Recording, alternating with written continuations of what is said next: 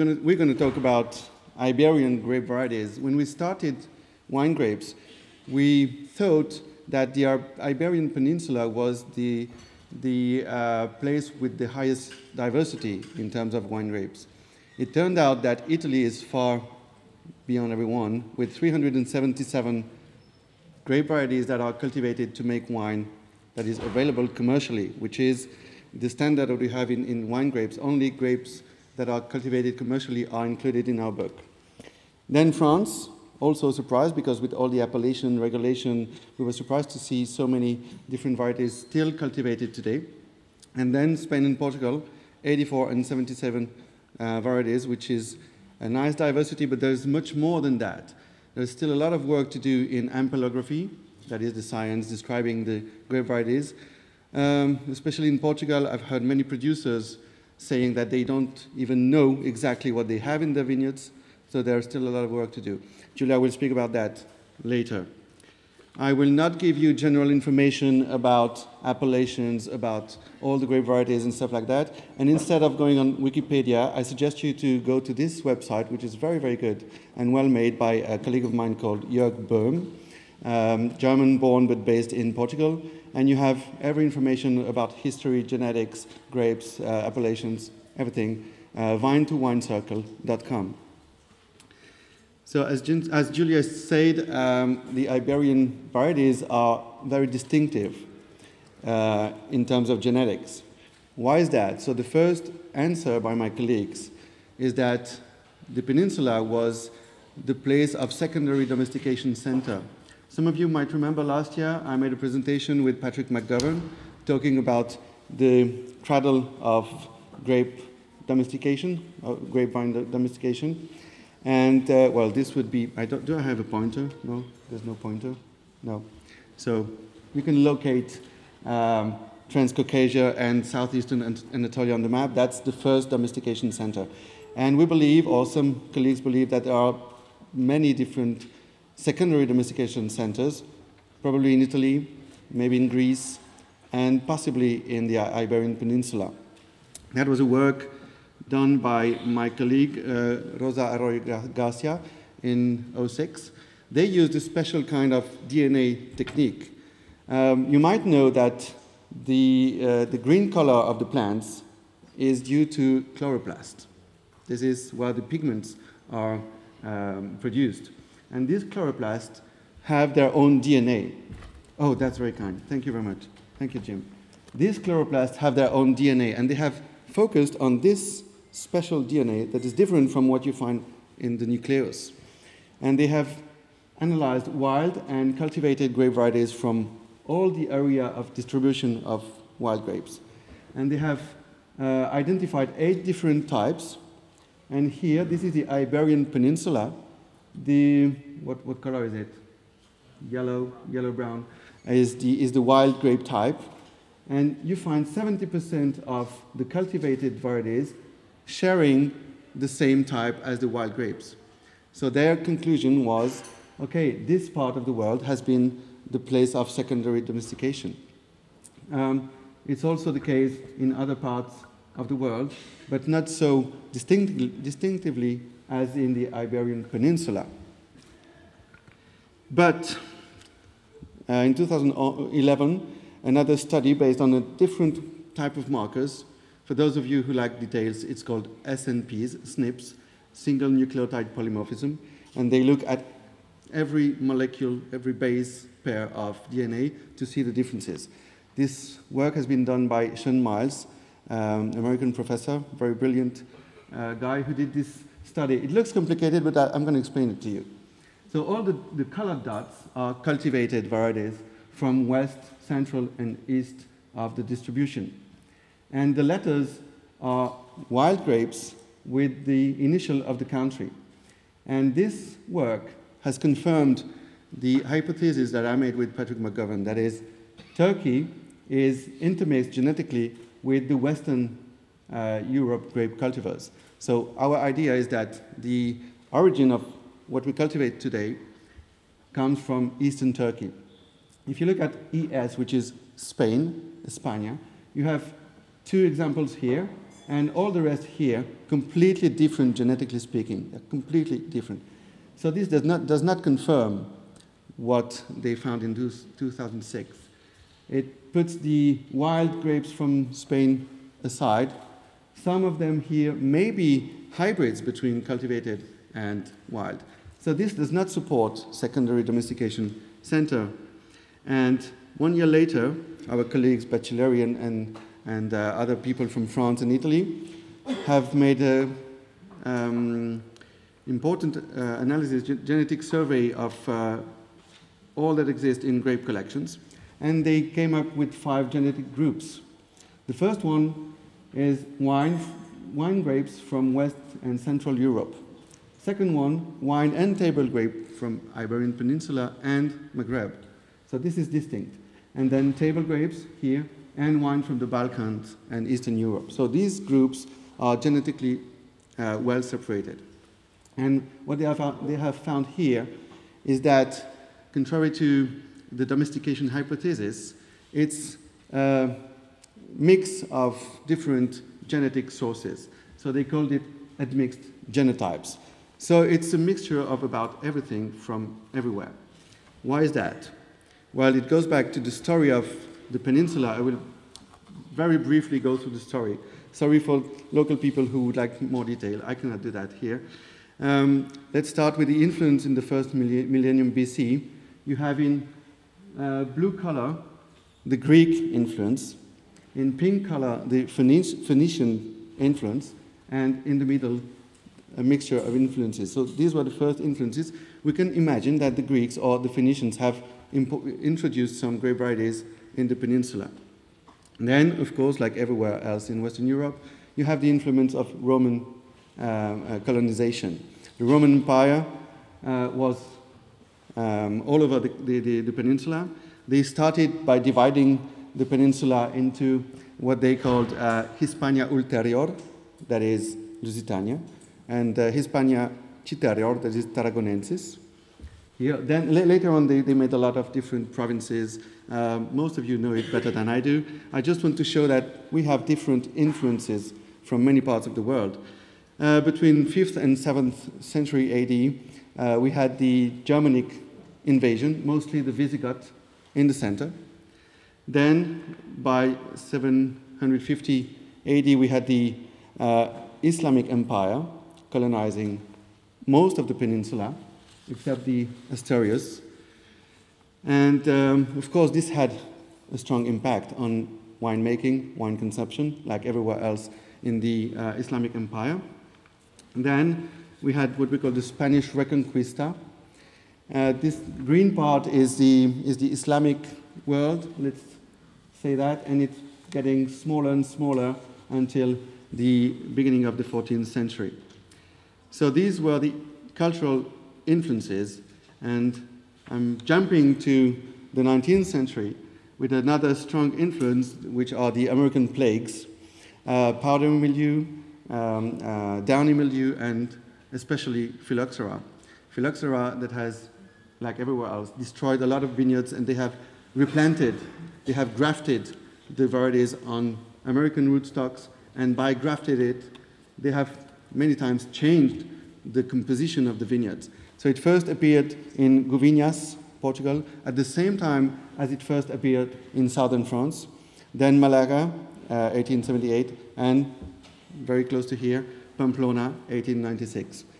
So this explains why, if you look up in your wine grapes book, I'm sure everybody has a copy, if you look up in the pedigree of what we call the Pinot pedigree, you cannot read it. I read it for you. We have 156 grape varieties from Western Europe that are together in the same family tree.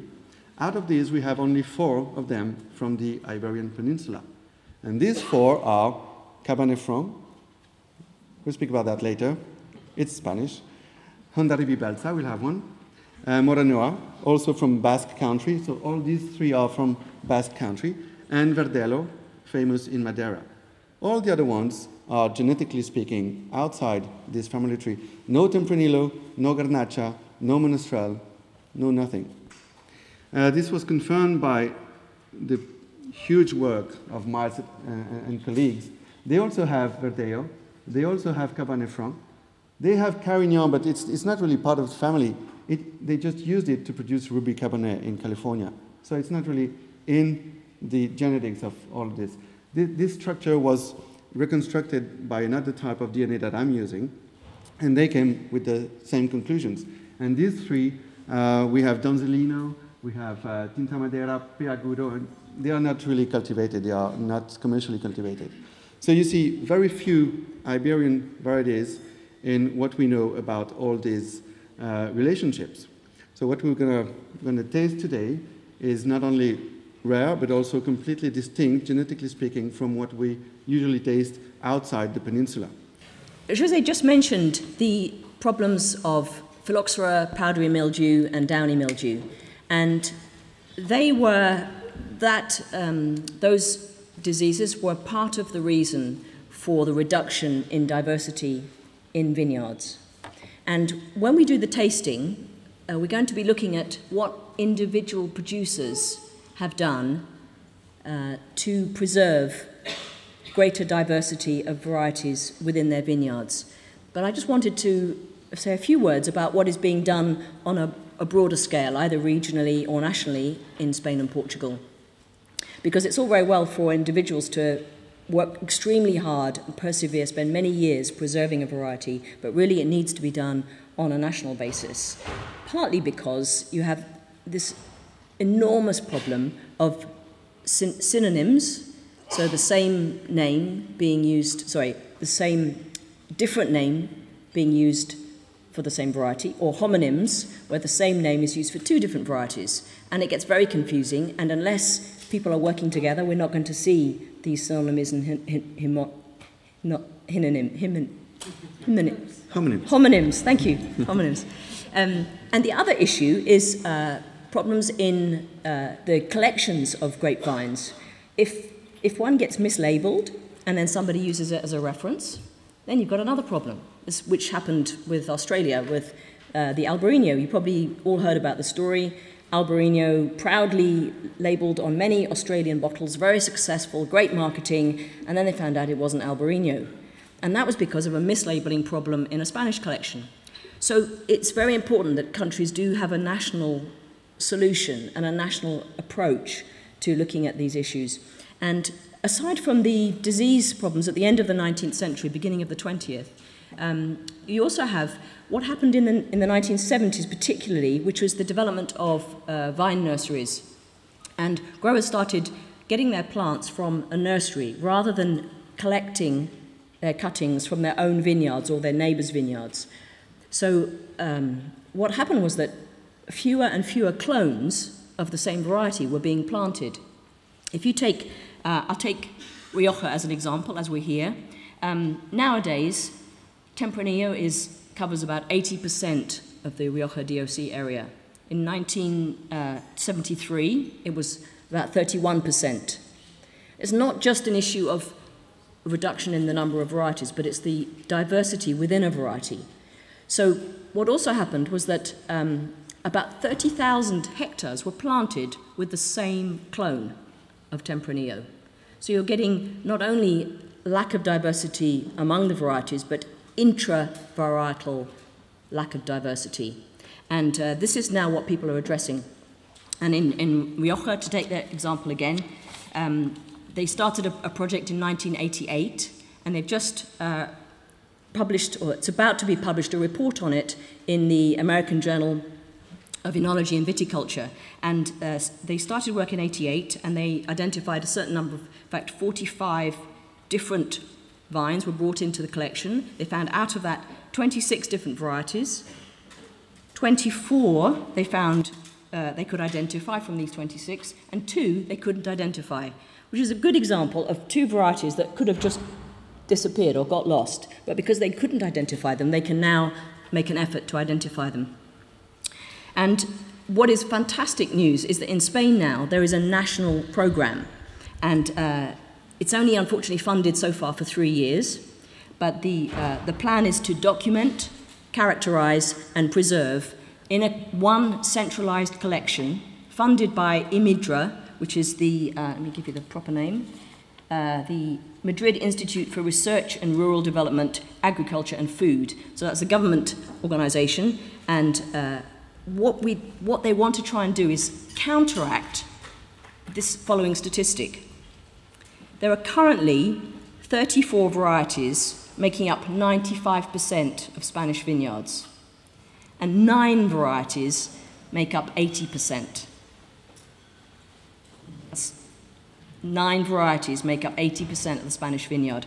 So they want to deal with synonyms, homonyms, mislabeling, but also to draw in all these varieties that are not being planted. They're drawing together all the local regional institutions, which in the past have done all their own work. They've done great work in Castilla y León. A viticulturist called Jesus Yuste. He's done some fantastic work.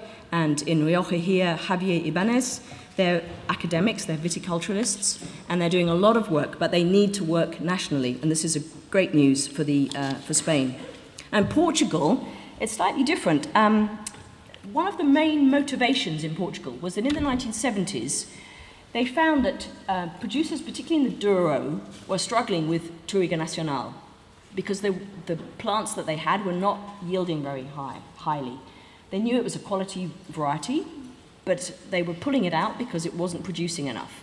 So the cry that went out really from these producers that was picked up by the academic institutions was the need for clones that were going to be more productive but still of high quality. And people came together and started working on this issue, and they were a mixture of commercial companies, so Grape, José Maria Fonseca, but also the IVDP and local regional organizations started working together, and they were particularly helped by a man who was at the Mosaic Symposium called Antero Martins, and he came up with a particular method for trying to pull together all the diversity that could be found in the vineyards of Portugal, which is a huge job. And his particular method was very interesting, and he stresses this phrase that took me ages to understand, and now I think I've worked it out. But he talks about quantitative genetics. Basically, what he means, and I asked the question at the symposium because I said, I don't know what you mean. Sorry, I was wandering. Thank you. Okay, I'll stand still. But all it means really is applying statistics to the research. But the statistics are looking at yield, level and anthocyanins, acid and sugar levels. So they're assessing clones from the quality perspective rather than particularly from a sanitary perspective. They're not so worried about the sanitary condition of the vines, because if they're still doing all these great things, you know, good colour, good yield, good sugar, good acid, then who cares too much about the health of the vine? It must be in reasonably good health to producing. So the focus is slightly different. And also the scale is huge in Portugal. So they're working as a sort of loose group of individuals, and by 2008 they had planted all these clone fields, they called them, and they were mostly in producers' own land, so private land willingly gave some of their vineyards for these clone fields. So by 2008, they had 75 clone fields with 13,000 clones of 60 different varieties. The problem was there's about another 190 varieties that they needed to cover, and they just couldn't do it working in this loose association, however hard everybody tried. And some of these companies wanted their vineyards back. However altruistically they had lent their vineyards for these research, they actually really needed the vineyards. So what has happened now is they set up an organisation called Porvid, or Porvid.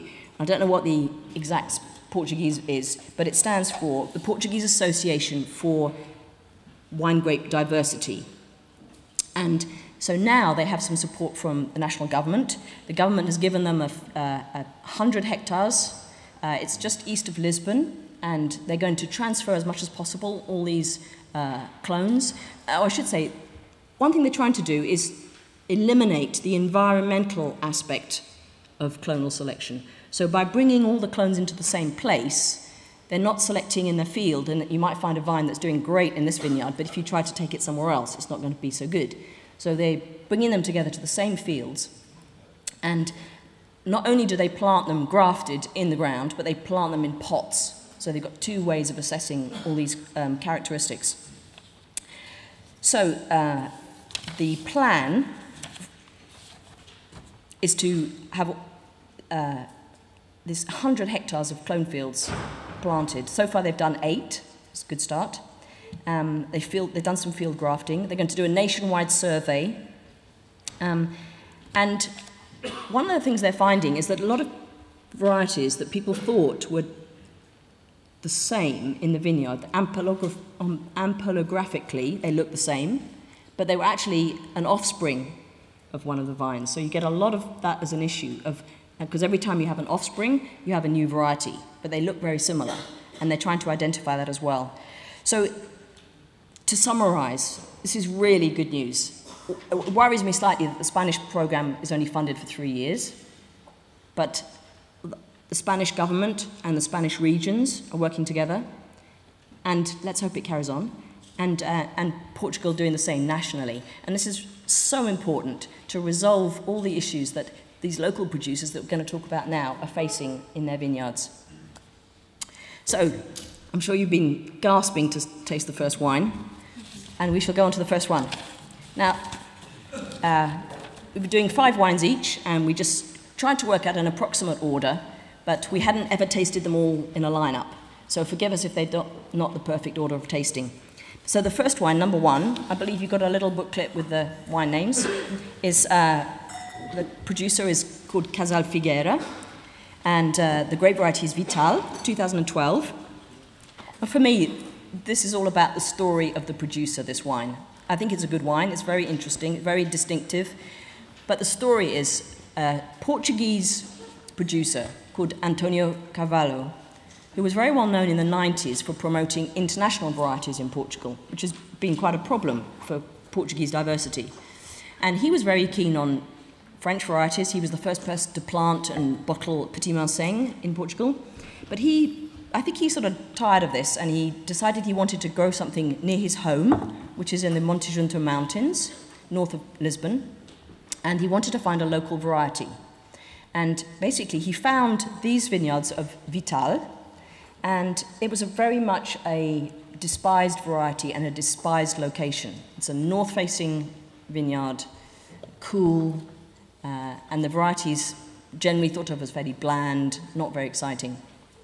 Now, I'm going to give you a couple of minutes, and we're going to do this every time, a couple of minutes to taste the wine without me spouting at you, so you've got time to concentrate.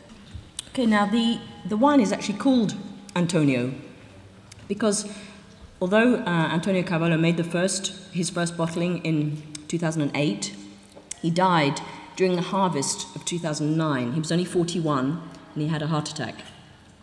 But his partner, Marta Soares, who is by profession an artist, had shared his passion for this vineyard and this variety. So she continued. She, with some help, vinified the 2009, and she's carried on making it. And although I don't know her very well, I have huge respect for her for continuing this project. The wine is fermented in, hang on, let me just get this right. The vineyards are 50 to 80 years old. Poor chalky soil. Some of the vineyards are biodynamic. Most of them are organic. And it's fermented and aged in very old, 5th to 6th use oak. So the oak really has very little influence. She only makes 5,000 or so bottles. And for me, it's one of those wines that probably wouldn't appeal to most consumers. It hasn't got enough oomph in the terms of fruit and vivacity and aroma. But I think it's got a very interesting palate. It's very intense on the palate. It's hard to say. It's sort of almost as if it hasn't got very much flavour. But it's got something of intensity and a persistence, which I really like about it, a real steely core. So I think it would be quite a difficult wine to sell in some instances. Maybe better in a restaurant, I don't know. But I particularly like this wine. I like the story. And although there are about 1,000, there's probably about 1,000 hectares planted in Portugal. So it's not a tiny, it's not like only 10 of them. But it's mostly used by people for domestic consumption. It's just not a highly regarded variety. And aside from rescuing varieties, we really want to encourage people to re-evaluate varieties that have perhaps been planted in the wrong place or yields have been too high. But actually, there's some really high quality potential if somebody like Antonio Carvalho and then Marta Suarez takes them seriously. The second wine is Malhadinha Nova, and the variety is, let's try it, Antão Vaz. No. Yeah, very good. Okay? Yeah, good. Okay.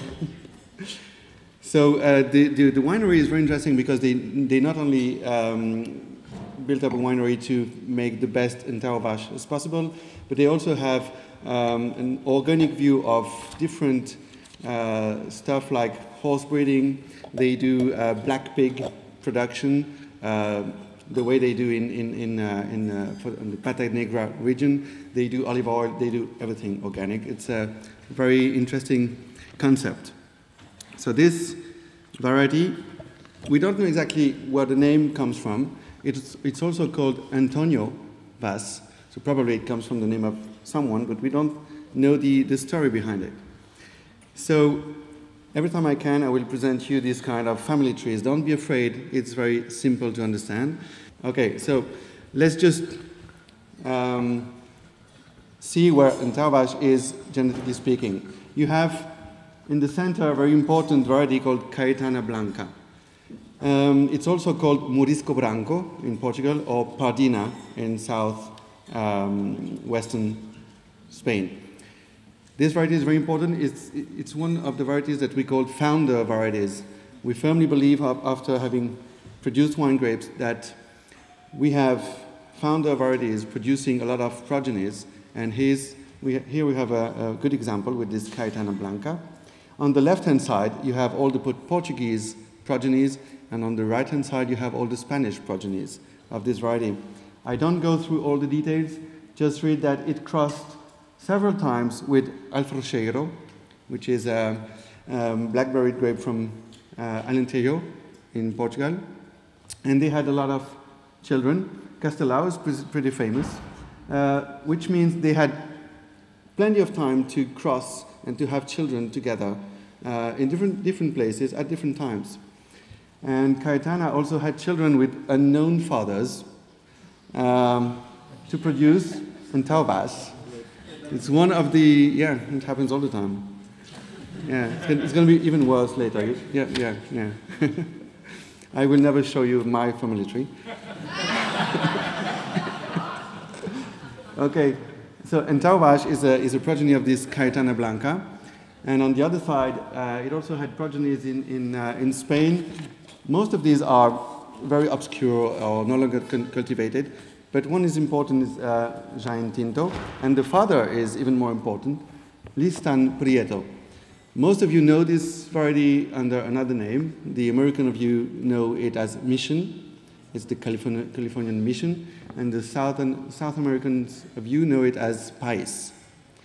So very recently, we knew that this grape came somehow from Spain, and recently we have identified the original name, history, and vine in Spain, and the name is Listan Prieto.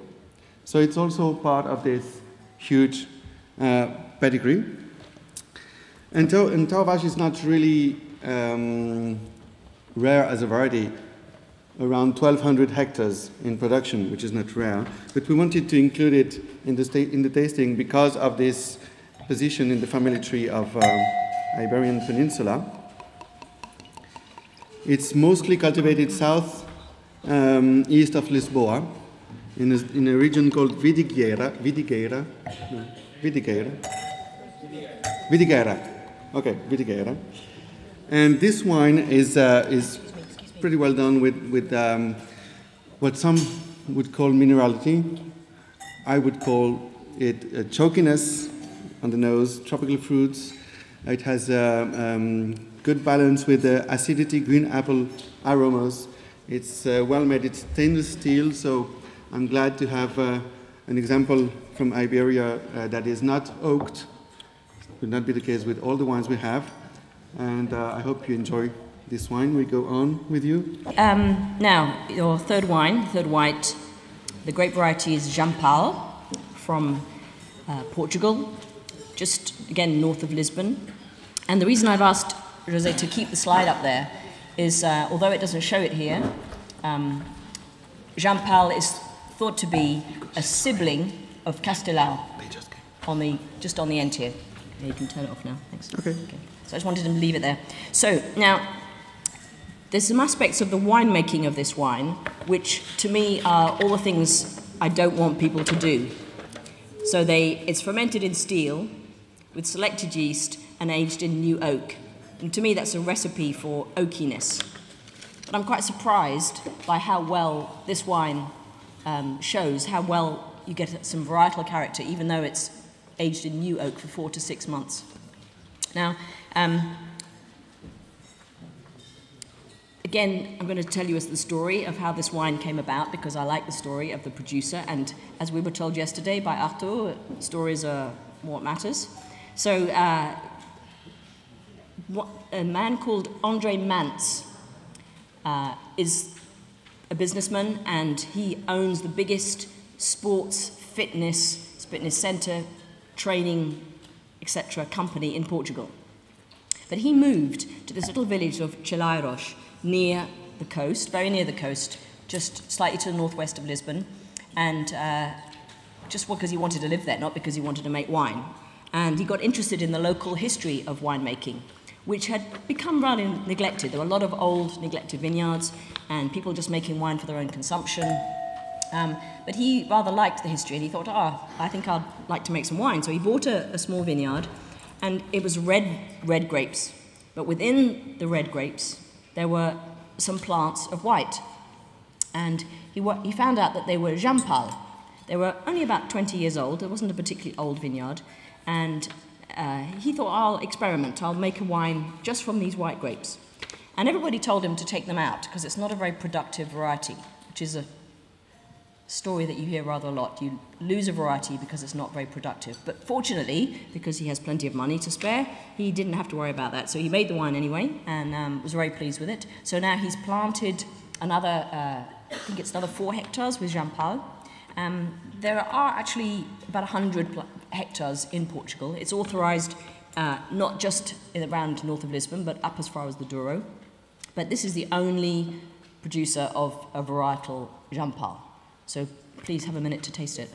I don't know what your impressions are of the wine, but as I said, I'm surprised how discreet the oak is, given that it's new oak and it was put in oak after fermentation. I like the sort of creaminess that the oak gives it, but it's got a nice apple-y fruit character with and quite a nice sour finish to cut through that sweet creaminess of the oak. I think it's obviously made in quite a modern style, but I think I'm delighted to see somebody's really making a wine from this variety, and I hope that this wine will encourage other people. In 2012, I was asked by Vinny Portugal to do my top 50 wines, and it just so happens that the Vital, the first one, and this Jampal were both in my top 50. So I'm doing everything I can to promote these two varieties. Okay, wine number 4, the fourth white. Now, you will see in your booklet that there's a little bit of information on the left of the page, which was sent by the producers. Now, I'm sure you all know you shouldn't believe everything the producers tell you. And this is particularly the case, but I think really it's actually lost in translation rather than deliberate attempt to obfuscate or hide any manipulation that might be going on. In fact, he's the last guy I would accuse of trying to hide anything. His name is Juan Antonio Ponce, spelled P-O-N-C-E, and he's a young guy, but the information in the booklet says Reto is a white grape variety. Okay. The wine name is El Reto, which means the challenge, because it's in an area, Manchuela, which is really much more suited to red varieties, and the classic variety from there is Bobal, and he makes fantastic Bobal. But he wanted to make a white, and so El Reto was the challenge of making a white wine in this area, which is hot but quite high altitude. And he wanted to use a local grape variety. And the local variety, he calls it Albilla de Manchuela. Now, the problem is there are lots of Albio, and Albilla. And I hope the book will help try and identify these. And in the book we call this, let me get it right, Albillo de Albacete, which is where Manchuela is partly. So, but it's not the same as Albillo Mayor or Albillo Real. So, this is Albilla de Manchuela, and it's, again, I had conflicting information here, not from the producer, but from different sources.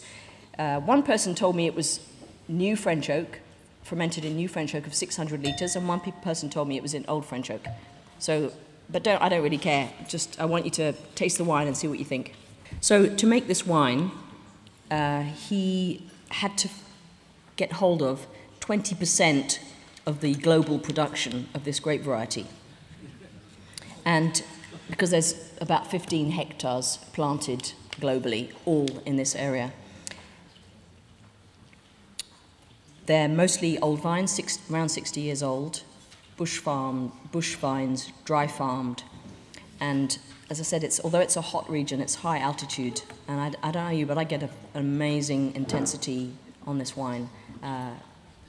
Jose tried to avoid the word minerality, but I'm not too worried. I think it's got quite a lot of minerality. And, but really lovely fruit, real intensity, great freshness. It's just it's a concentrated but not a heavy wine. I think it's beautifully made. And another example of a producer just giving everything to create something special from a variety that could easily have died out. Another really good wine. Let's move on to Tempranillo Blanco by Bodegas Inspiración, is that correct? By Valdemar. Valdemar owns different brands, and the Inspiración brand is dedicated to local varieties, and they make this Tempranillo Blanco with a very nice story behind. And I selected this wine because of this mutation, but first of all I want to speak about Tempranillo. You had certainly liters of Tempranillo all these days here.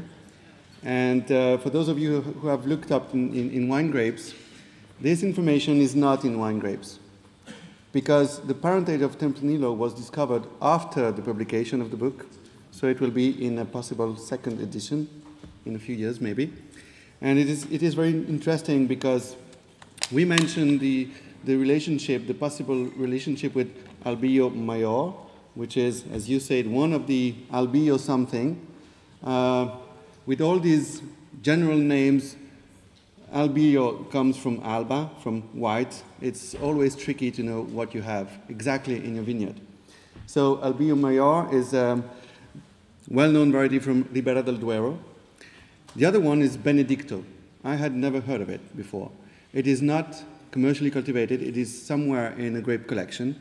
It is from Castilla y León, and we don't know anything about that. We don't know its history. We don't know nothing. So this is the story about the origin of Tempranillo, which most likely comes from La Rioja. So maybe in this area here could be the birthplace of Tempranillo. And what we have today is a color mutation. It happened the same to Tempranillo as to Pinot Noir. Pinot Noir, one day at the end of the 19th century, became white by a mutation. So Pinot Blanc is just a color mutation of Pinot Noir. It's not a distinct variety. Same thing for Tempranillo Blanco. It's not a distinct variety. It's just a color mutation. I was very glad to find this picture on the internet. Here's the name of the guy who made the picture at the center, the research center. Very nice picture where you see on the same vine, Tempranillo vine, you have a black-berried bunch here and a white-berried bunch here. And here is the point where the mutation occurred. When this shoot was still a bud, inside the bud, a color mutation happened. And it's pretty rare to have this happening, and all the shoot was bearing the mutation. After that, they waited for a second and a third bunch. They were all white. So they have selected this shoot only, and they have multiplicated it. They have propagated the shoot, and they are making wine from that. So the name of the person who first noticed this mutation is Jesus Galilea Esteban. It was in Murillo de Riolesa, which is 20 kilometers from here, and it was found in 1988. The first vineyard was planted in 1995, and Valdemar is the only producer at the moment of this variety. Just to let you know that we might have another special wine in a few years, because 2010 they have found a gray mutation. Like we have Pinot Gris, we now have Tempranillo Gris. They call it Tempranillo Royo or Tempranillo Gris. Okay, so what do I have here? We can taste the wine and talk about the producers later. So let's go on with the tasting, guys. We were discussing with Julia to know if this Tempranillo Blanco was made in an oxidative style or not. They do not announce it that way, but that's what we have in the glass, which is not faulty, I think, but maybe it's the result of winemaking. It was aged on the lees and fermented and aged in New French oak. Maybe that's the reason. I don't know. I think it could look like a red wine if you close your eyes. But I don't know if I say it because I know of the mutation or not. I cannot be objective on that. And it has also pineapple juice aromas, but you know, the juice from the can, not the fresh one, the can juice. It's a little bit toasty, spicy. It is creamy in the mouth thanks to the lees aging and the oak aging. It's buttery, and hopefully it has a good acidity to maintain well-balanced body. Personally, I would prefer without oak in order to really have the feeling of what the mutation tastes like. But it's a very interesting example, and it's the only one available anyway. So let's hope that they go on with that. Yeah? There is another one. Okay. So recently.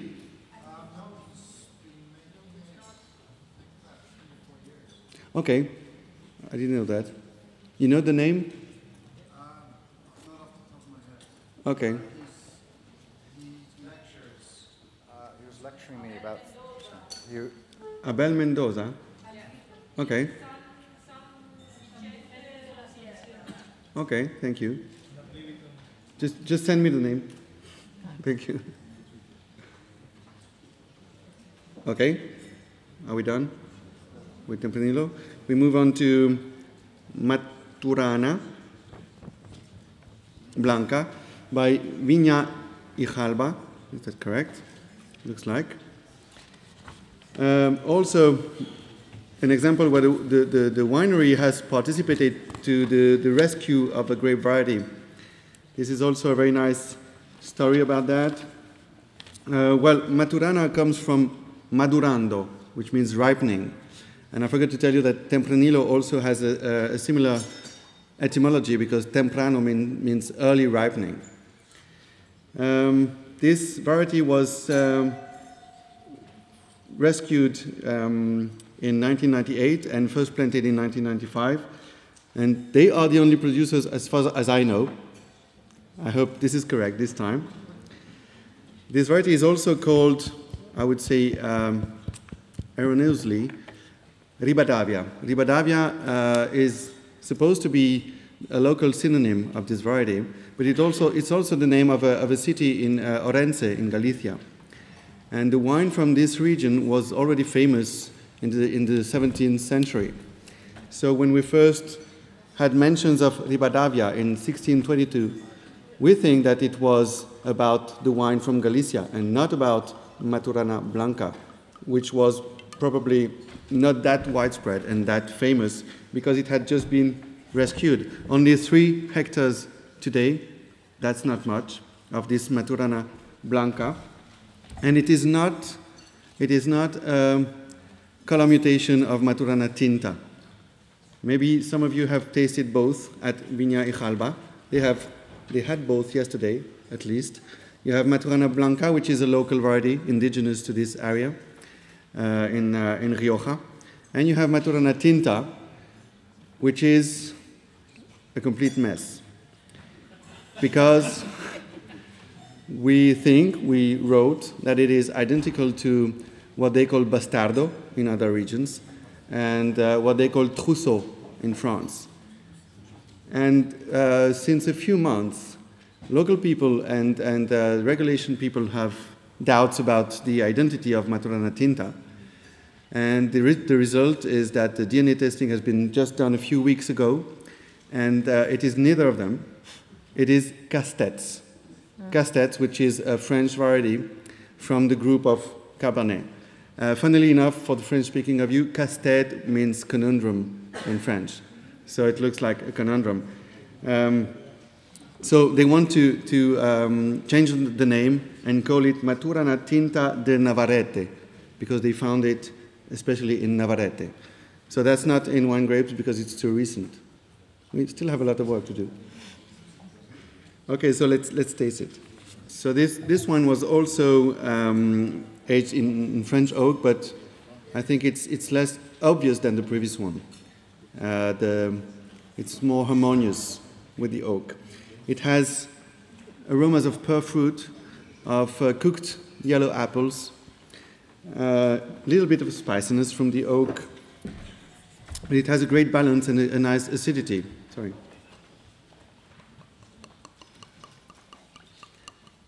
And we hope to see more producers getting an interest for this variety in the future. Only 3 hectares today.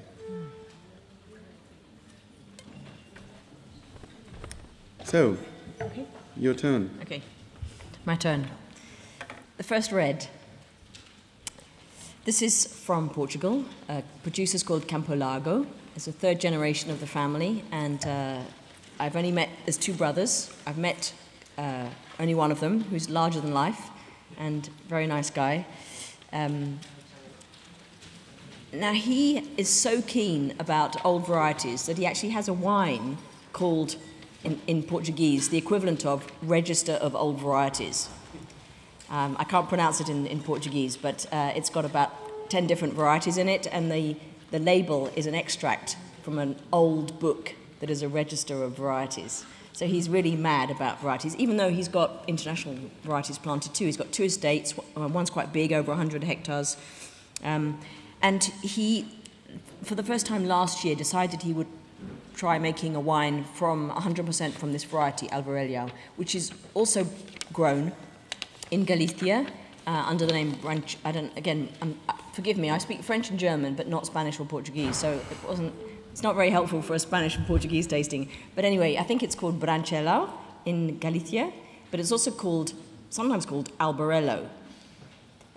There's very little of it in Galicia. There's a producer called Quinta da Muradella, again, a lovely guy who's making all sorts of obscure varieties, and he makes a wine called Albarello, which is very good.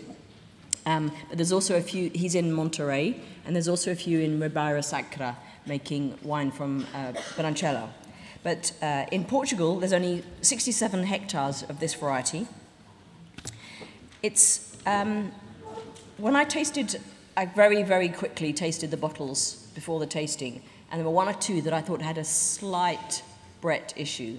One I took out that was particularly bad, but then you may think you may have a bottle with a little slight hint of Brett. And I think it shows particularly on this wine because it's quite an aromatic variety. And when it's not got any Brett, it's very perfumed and lively and fresh. But so I apologize if you have a slightly not quite such a good quality condition bottle. It's fermented in stainless steel, but it spends a bit of time in old oak after fermentation, and it goes through mallow in fermentation. Mallow in barrel. Now, the thing about this, he's in Bairrada, Campo Largo, and the first vintage, 2010, was from his own vines in Bairrada. But this vintage, unfortunately, the fruit really wasn't ripe enough. So he put it into a sparkling wine, and he bought some grapes from Dow. And this variety is said possibly to come from the Douro or Dow. But he has a contract with somebody, so that's where this fruit is from. So it's not actually, the appellation is not actually Bairrada. I don't think it's Dow either. I think it's wine of Portugal. So please take a moment to taste it if you haven't already.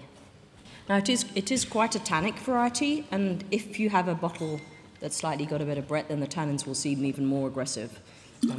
But I think this variety is what I would call a fashion victim. It used to be very popular.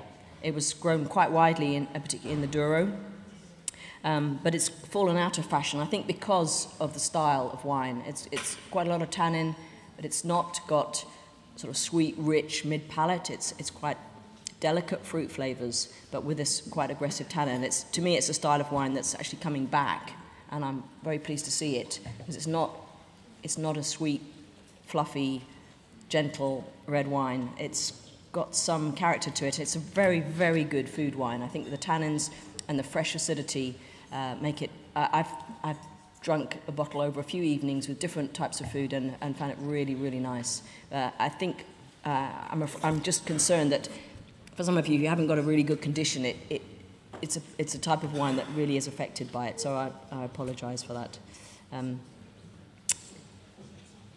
So red wine number 2. Yours? Okay, yeah, mine. So mine is from the Basque country, our neighbors here, from Talaiberri, Zacoli Tinto, 2012.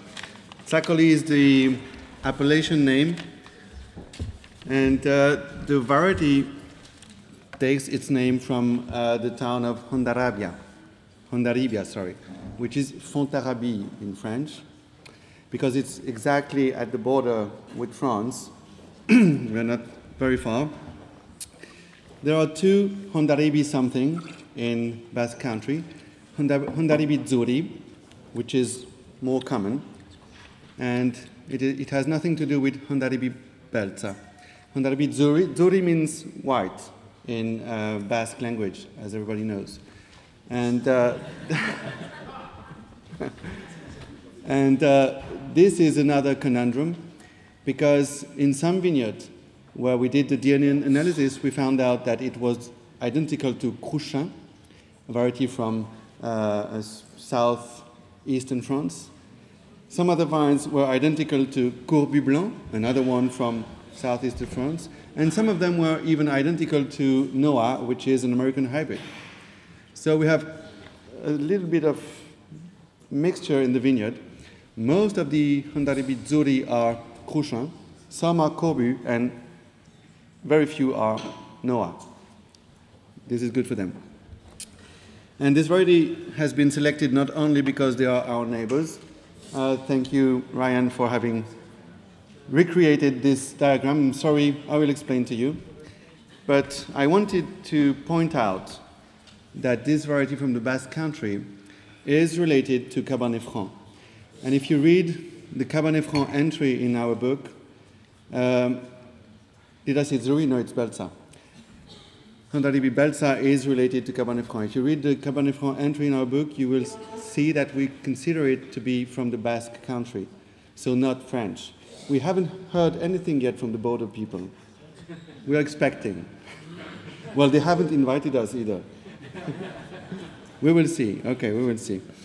This diagram is very interesting because everybody knows since 1997 that Cabernet Sauvignon is a natural crossing between Cabernet Franc and Sauvignon Blanc. You've heard the story. Maybe if we go further, you will get some surprises.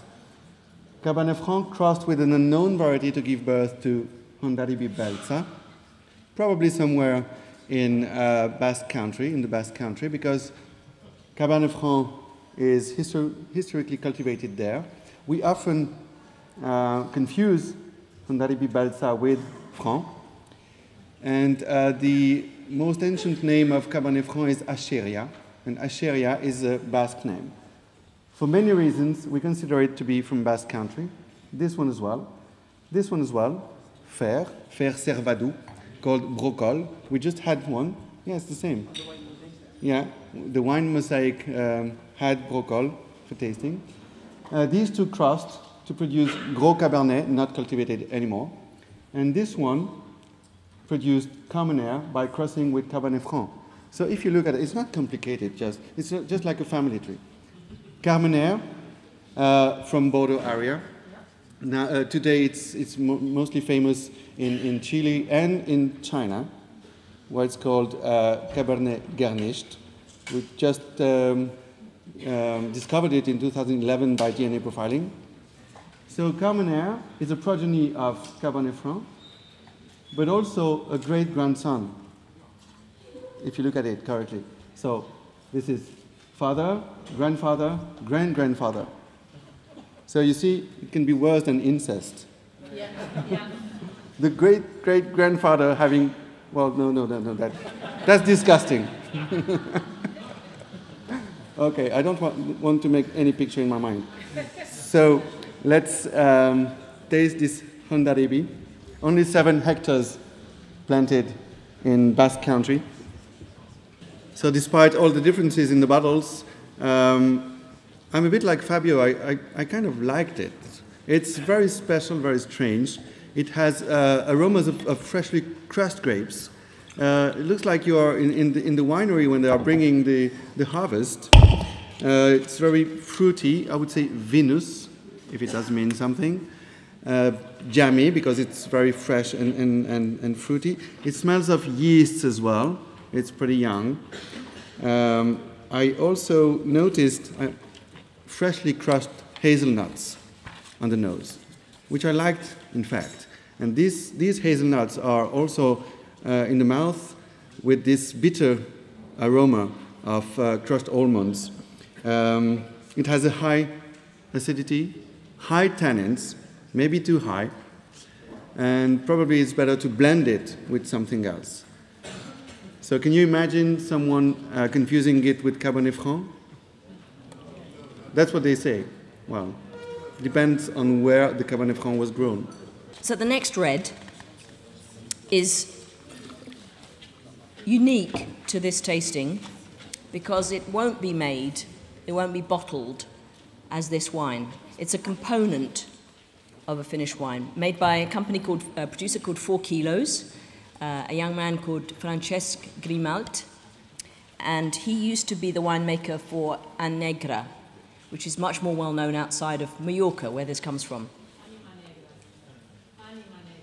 Yeah, they say A.N. Negra.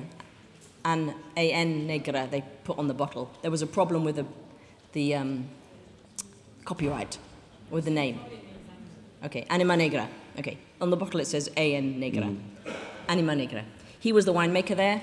They make a lot of wines from this variety, which is, again, my pronunciation, Calais, Caillet, Calette, Cayette. But it's indigenous to Mallorca, and it's only found on Mallorca. And there are currently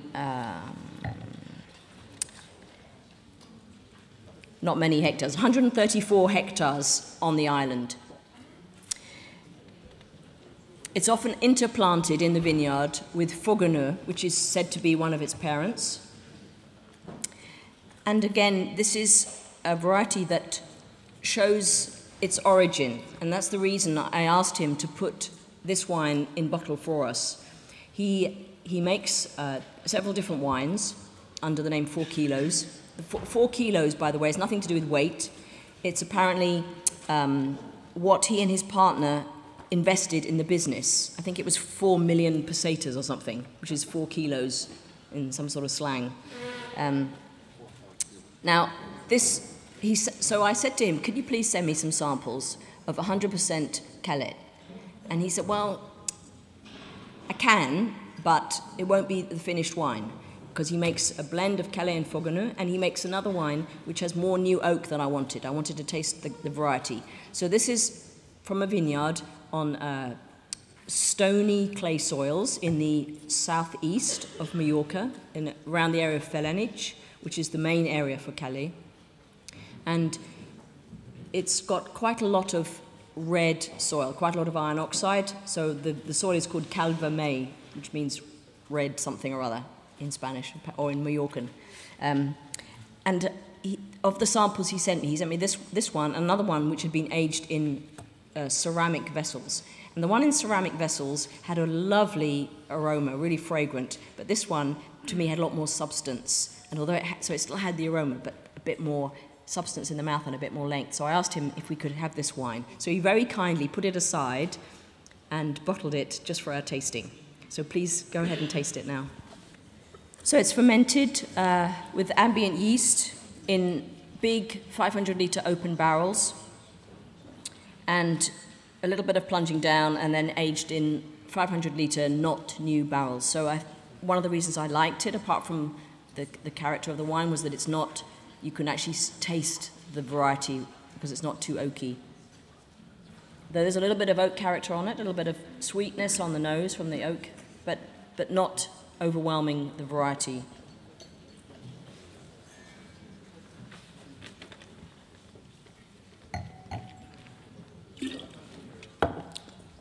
Again, I think this is probably another fashion victim on Mallorca, because there was a huge amount of replanting on Mallorca with Merlot, Cabernet, Syrah, Viognier, all those. But Mallorca's really coming back up in terms of wine production. There are about 70 wineries and about 1.5 thousand hectares. But you know, there were 30,000 hectares in 1890, 30,000 in 1890, and now 1,500. But at least now, not only is it coming back up in terms of quality, but they're actually giving more attention to the local varieties, such as this one. And people like 4 Kilos, again, I really commend them to you for focusing on the varieties and the terroir and trying to show the variety in its homeland. And he said something rather nice that is actually in the text here, and I just wanted to quote it. He says, "I've been studying and trying to understand this vine for 21 years. Compared to other varieties that are much more striking and explosive in taste, this one is often shy with people that don't know it." Oh, nice. Just shows you how much he loves this variety. The last one is Tauriga Fimia, 2011, by Quinta da Revolta. In this case, they are also the only ones to produce it as a varietal wine. It's pretty rare, 43 hectares in the Douro. It is mainly used in blends for vintage port, and this is the only varietal example. It's also called Tauriga Brasileira. We don't know why, but I've met many people from Brazil. Maybe they have an idea. And this variety was selected because we think it is a high-quality variety with a good potential, and I'm sure that you will agree with me after having tasted the wine. And also it has a connection in the Douro and Dao region. We have Tauriga Nacional, which is the father, the parent of, on one side, okay, I have this pointer, Tauriga Franca, by a marriage with Marufo. Marufo has no color because it is much widespread in all the peninsula under different names. So it's neither Spanish nor Portuguese, it's Iberian, so it's white. And on the other side, with a known father, once again, it produces Tauriga Fimia.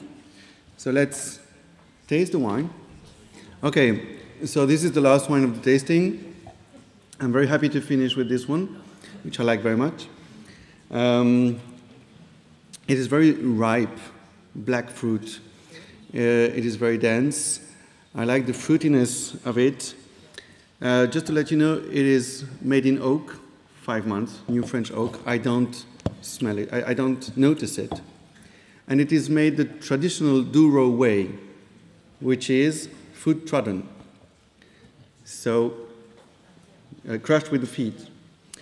And it is full-bodied, very powerful, high in alcohol, yet with a good acidity, very fine tannins. It's the only example of varietal wine, but I would not be surprised to see many more examples in the future, because I think it's a very high quality variety. And you know that in the Douro, everything that does not go to the best vintage ports has a tendency now to go to still wines, and this would be a good candidate for that, I think. Thank you very much for coming, and thank you for tasting. I hope you've enjoyed the varieties. A couple of them were slightly concerned about the condition of the wines, but I hope even so you could get a taste of wines that you will find with great difficulty elsewhere, and that you will continue to seek out these varieties that individual producers are giving their heart and soul and sweat to preserve, and also that now regional and national governments are putting some time into to preserve, which is a great move forward. And Wine Mosaic are doing a great job to promote and preserve and help individuals and bring together what's happening. So thank you for what you're doing.